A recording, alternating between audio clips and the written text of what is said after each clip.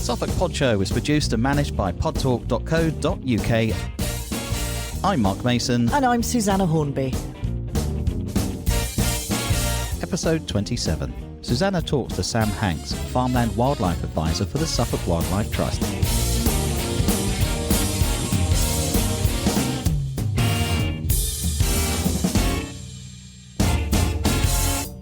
Welcome back to the Suffolk Pod Show and a very warm welcome to Sam HANKS. Hello, Susanna. Thank you for having me today. Very happy to be here. Well, it's lovely to have you. Very much looking forward to hearing about all your incredible work you're doing with the Suffolk Wildlife Trust.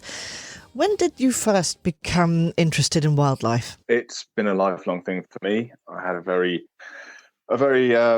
wild and free childhood in West Suffolk. Growing up, just out and about. We had a Wildlife Trust nature reserve, a couple of 100 metres from our front door. Absolutely fantastic. Spent much of my time as I could out and about, seeing things, doing things, not necessarily specifically looking for wildlife, but being out in nature. And of course, I had the added advantage that both of my parents studied ecology at university, so they were engaged as well and had various jobs through my childhood working in that vein. I was indoctrinated at an early age. Yeah, no, it sounds like it. You could say. I think it's just so lucky for children to live a life outside, and particularly now we're seeing the benefits of being out as much as we can. You went on to study environmental sciences, I believe. I did, but not in a conventional route. I went into, sort of soon after sixth form, I went into contract work, contracting on various nature reserves and stuff all across East Anglia, which is practical work. Doing the hard graft of looking after these places, it wasn't particularly involved in the sense of the ecological side of things. It was turn up, do it, and go sort of thing. Okay. And that work kind of brought me to the realization that there was an awful lot more to it than I knew and I was able to sort of articulate at the time. That brought me to the Open University and their environmental sciences course. I wanted to find out what it was all about, so off I went to study it. So I did environmental sciences with the Open University over 4 years alongside work, and then around the same time joined the Suffolk Wildlife Trust. Right. As a reserve warden? As a reserve assistant at first, but yes, later as a reserve warden. Over on the northeast coast, some handful of absolutely fantastic nature reserves to be looking after, and under the very, very knowledgeable eye of a very experienced manager as well. Real privilege and a lot of lessons learned. You said that you grew up in West Suffolk. The nature must be very different, even from the west of Suffolk to the coast. Yes, certainly is. It certainly is. All depends on where you are, what the sort of landscape history is, what's under your feet in terms of soils and all the abiotic things that go into determining what the nature is, what grows there, what it looks and feels like. So I grew up around the Valley Fens, which are peat-based fenland habitats. They're quite small sites, but they've got lots of mega rare plants and all sorts of interesting things. And then you come over to East Suffolk and the coast, and you've got the sandlings, you've got a handful of ancient coppice woodlands and reed beds and coastal estuaries and all the rest of it. So very different from one to the other. But a lot of the things that are done in order to manage these places are quite similar in there. I think you have a vast knowledge, Sam. Well, who knows? I always think that I don't possibly know enough. And there's the more you know you don't know, isn't it? As the adage. Yeah. I want to talk a lot about your work that you're doing now as a Farmland Wildlife Adviser. But can you tell us a bit about the Suffolk Wildlife Trust as a body first? We are one of, I think there's 42 wildlife trusts in the UK. So wherever you are in the country, you will find a local wildlife trust. It's a grassroots movement, so it's a charity that exists for wildlife and is created by its membership, effectively. We are local to Suffolk, so definitely Suffolk-based. We're independent of the other trusts, but connected through the Royal Society of Wildlife Trusts. Right. We were established in 1961, I think, and then it would have been very much a group of keen amateur naturalists getting together to sort it out. And look where it is today. It's quite something. If you like, yeah. And look where it is today. Today we've got many more staff and 50 odd reserves and Yeah. and a trading arm and an education department and all sorts. It's really great what's going on now.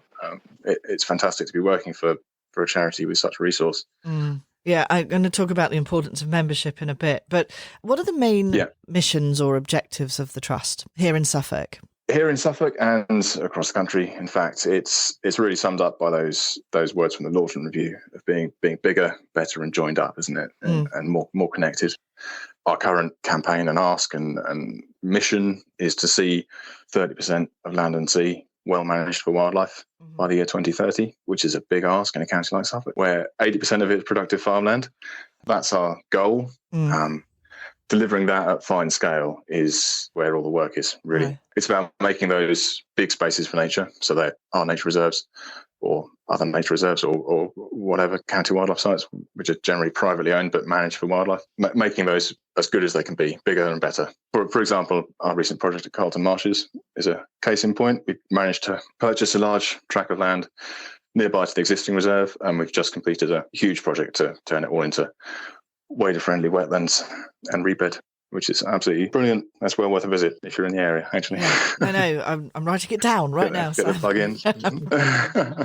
And then there's the joined up part of that whole mission statement, and that's about creating this network of wildlife-friendly gardens and hedges and margins and all the rest of it, so that things can move. We want to create a permeable landscape out there. Yeah. Because we've such fragmented little patches for wildlife at the moment, and there is no way that is going to solve the declines that we see in just about all species. So it's quite a despairing situation if you look at the numbers and the charts and all the indicators. They're all going the wrong way at the moment, and they have been for a long time. So 1970 is taken as a base year all the time. Everything's going down, and you hear commonly 50 or 60% decline rather than increase. It's frightening. So it is really frightening, and it's all linked to us humans and what we do and our activities and use of the natural environment. What can we all do to start getting us connected, not just locally, but as you said, as a patchwork across the entire country? What can we do, the person at home? I would encourage you to look up your local wildlife trust, and if you're not already engaged with them in some way, have a look at the website. We've all got pretty good websites now, and then there's lots of advice and information on those. And have a go, do some of the things. Perhaps consider joining us. Beautifully put. Take a corner of your garden out of mowing regime, or plant some native species, or plant a fruit tree, or dig a pond, or make a hole in the fence for a hedgehog. There's loads of stuff that people can do at home. Yeah. Even if you haven't got a garden, you can feed birds from your windowsill. Yeah. You can put pot plants on a patio.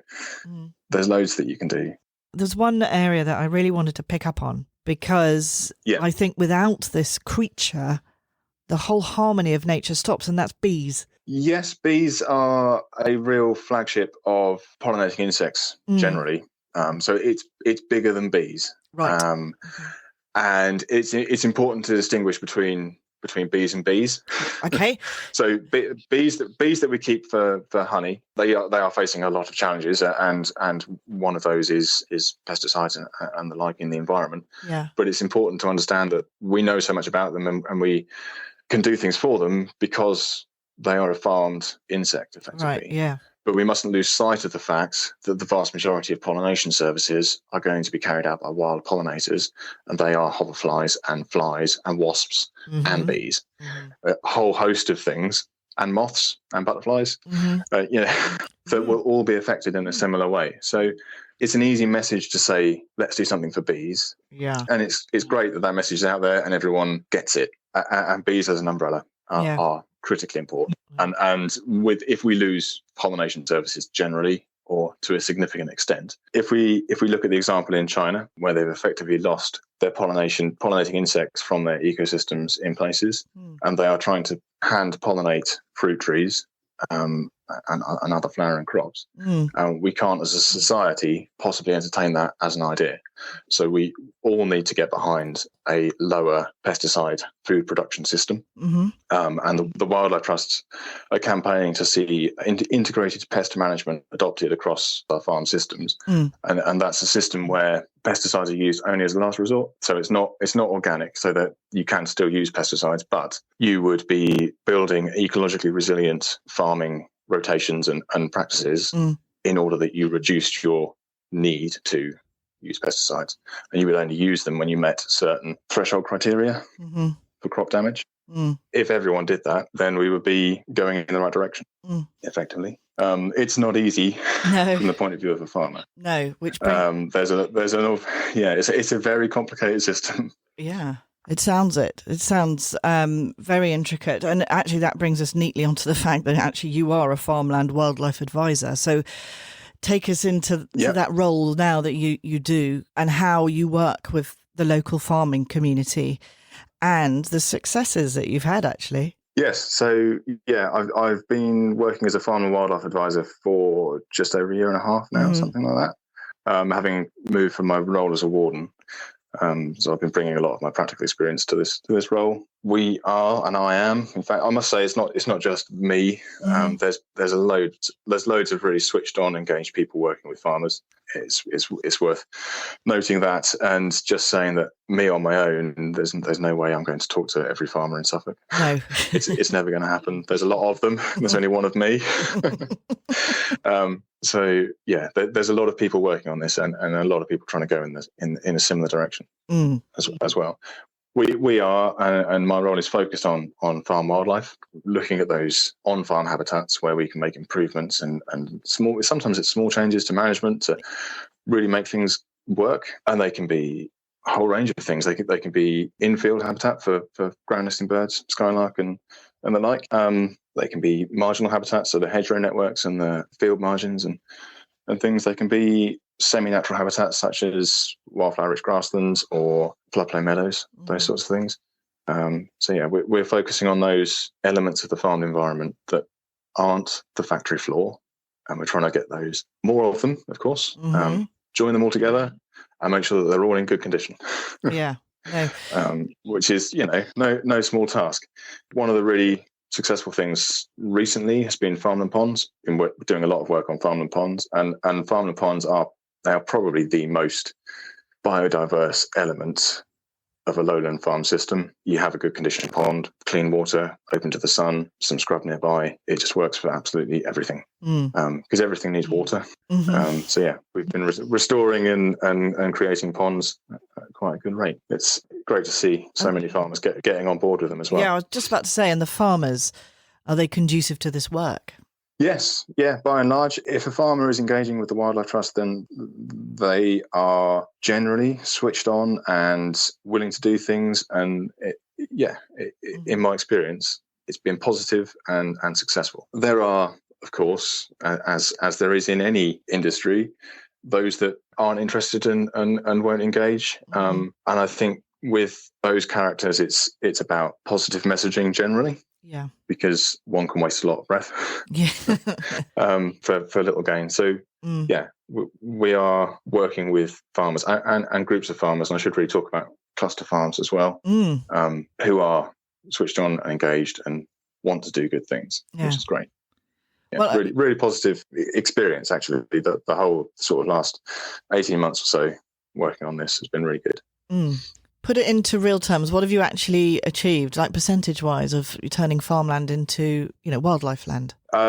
It's difficult to say because some things you can't quantify. So I think we've probably restored something in the region of 25 or 30 ponds. That's the one I've got a number for. off the top of my head. Sorry, I didn't mean to put you under that much pressure. Just because I have to track those. Yes, but understanding and quantifying our success is something we need to do. It's been very difficult with coronavirus, of course, because we are limited as to how we can go out and do things. Something I'm keen to get going as an initiative in the next year or so is something I started just before the pandemic, actually, and that's to have a network of volunteers across Suffolk who are prepared to go out and do some wildlife monitoring on farms, so that we can say, look, we work with this group of farms, or we work with this farmer, and the wildlife's going in the right direction. And anyone can volunteer? So it will be open to anyone, yeah. It will be across Suffolk. A volunteer will need a reasonable time commitment in order to make it worthwhile, and a reasonable understanding of some species, farmland birds specifically, and some pollinating insects. Sure. We have an enormous scope of wildlife in Suffolk. I know plants, we've talked about plants, but can we talk about, as you've just mentioned, birds and wild animals? There are an awful lot of deer in our area. Is that something that's commonplace across all of Suffolk? It is, yes. And the numbers of deer in Suffolk have been increasing probably over the last sort of 20 years or so. It's an interesting question about deer. They are our only large herbivore, but they can also, well, they do, in fact, cause quite a bit of damage to woodlands when they're at high densities. And so, in fact, on deer, some element of deer management is something that I would advocate, actually. Yeah. There's some element of population control, and that's best done at a landscape scale in coordination with others around you. Yeah. Yeah. So, yeah, it's great to see deer, and people are often very engaged by seeing deer, and you've got fallow deer near you, you get large herds of very, very picturesque deer running around, but they need some element of control, as you say. Is that, I mean, it is control, but it's also you are also looking after the deer in a way, because a good deer management policy will aim to have a healthy herd at a sustainable population level for the habitat that is available to them. Yeah, and that's where we fall down, and that's another hangover of having an industrialised landscape as Suffolk is. Because there is there's no natural predator for the deer, so they are the apex, and they're eating trees and grass.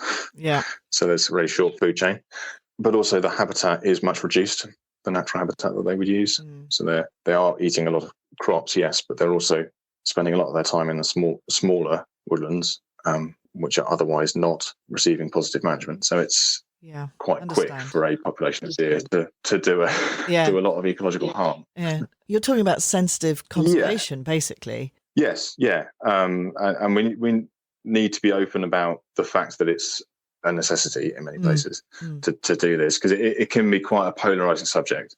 Yeah. Essentially is the killing and eating of an animal. The eating being the desirable part, because if we can create a situation where we've got a food system that accepts venison and get more people in Suffolk eating venison, then it's a circular economy, and it's self-fulfilling. It's so worth doing. Absolutely, and it's incredibly healthy meat too. It is, yes, absolutely, perfect. Now, perfect. Local food miles are nil. Yeah, no footprint. Yeah, yeah. What about just really quickly now, just going to finish up at some birds. We have some beautiful birds of prey, but what do we need to look out for at the moment? Oh, blimey. Come on, it's all about putting you on the spot. So yeah, the things you'll start to see at the moment are, you should start to notice birds singing, because it's getting warmer and it's getting towards spring. So you'll hear your garden birds piping up. I think, as you said, maybe at the start, you'll get your blackbirds and song thrushes and things going into the evening now. They are really making a lot of noise, and again in the morning. We're not quite at a full dawn chorus yet, but we're getting there, and you can start to notice. If you sleep with the window open, you'll start to notice those changes as we go into the spring. Birds of prey have been a real success, conservation success story, actually. Right. So we get many more buzzards. We're just starting to see red kites now coming into Suffolk as well, and it's largely linked to reductions in certain lethal chemicals, so accumulating through the food chains. So it's something that was done and advocated a while ago that is now starting to filter through as a booming population of certain predatory birds, which is that's really nice to see. Yes. And we never saw, when I was growing up, we never saw buzzards. No. For example.